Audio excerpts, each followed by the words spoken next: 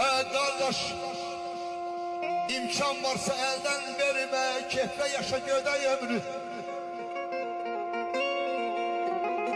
Ne tez gelir ne tez gelir, sanki kovur küley ömrü. Sanki kovur küley ömrü, küley ömrü. Dedim ömür gitme dayan, yaşamaktan kimdir doyan? Kanun koyup karar yazar, min yazaydı gerek ömrü, min yazaydı gerek ömrü, gerek ömrü, gerek ömrü.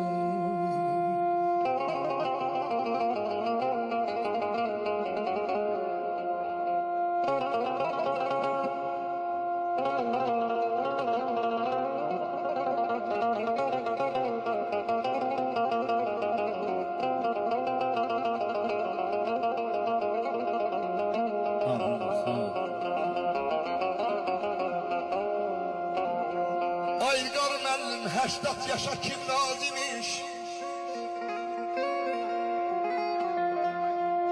80 yaşa kim razimiş? Onun əqli dayaz imiş. Hayatımız lazimiş. İnsan ömrü, çiçek ömrü. Hayatımız ne yaz imiş. İnsan ömrü, çiçek ömrü. Gözündən süzülər yaşlar heydəndən. Ömrün hər anında şardı insan.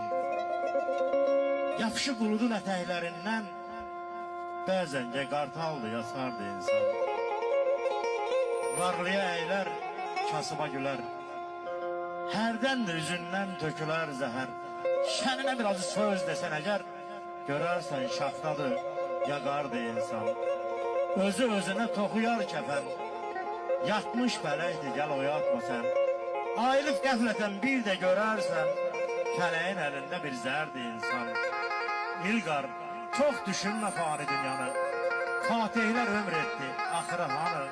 Dələyə töküldü körpənin qanı. Min dərdə, min qana düçardı insan. Talihi özünün əlində olsa, vallah dönüb ölümdən də qaçardı insan. Şamxan Dərgahoğlu təqdim. Gününü beğen, gitme yüzden.